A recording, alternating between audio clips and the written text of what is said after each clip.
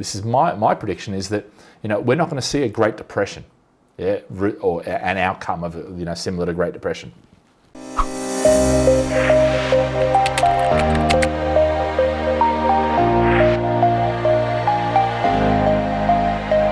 If you can, subscribe, like the channel. If you've got any questions, chuck them into the comments right now, and I'll be happy to answer them.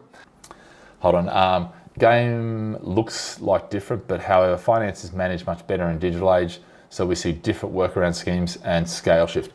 Look, yeah, I mean, you're right. I'm giving a high level analysis of that. There's a lot of difference. Actually, back in the Great Depression, we didn't have credit cards. We didn't have, personal debt. We didn't have business debt, like that we do today. So it was a very different situation.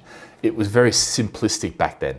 It was very crude measures. Now we're a lot more refined. There's a lot more interactions. We did have a global economy like we do now. So there's a lot of differences, and I agree. So at some level it's wrong, but actually the other level is it's correct. I still stand by the fact that back then they effectively tried to raise interest rates to support the gold standard. Because they had the gold standard back then. This time, they're just printing money, which, look, we can go into a fiat currency, discussion and all that sort of stuff, but, that's not for today, yeah? So I think, look, they are different, but to be fair, so far, the results have been very different, yeah? And I think, this is my prediction, is that, we're not going to see a Great Depression, yeah, or an outcome of, similar to Great Depression. If anything, what we will do is we'll have, rather than having big growth, okay, it'll be subdued growth for a lot of years, yeah? But that's, back when I first started in the finance industry years and years ago, we're talking like, 20, 25 years ago, people could get sort of 10%, 10, 15% returns. Recently it's been sort of 8 to 10s. And now you're sort of thinking, 5s to, 3 to 5s, that sort of thing. So the general rate of return has been dropping that you can expect. Now, sure, you can get more and you can get less, but the reality is that's kind of where it is.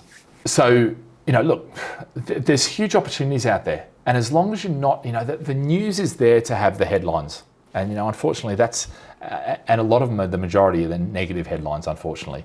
But I think the real key is, how does it affect your portfolio? How does it affect your career? Things like disruption, all that. And when you work all that out, actually, you might find that now there's no better time to invest than now.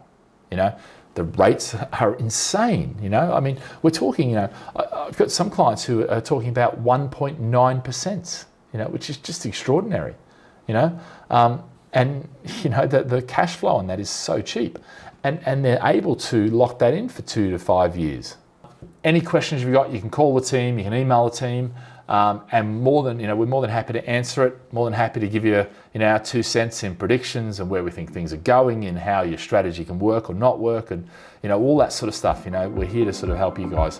But look, thank you very much.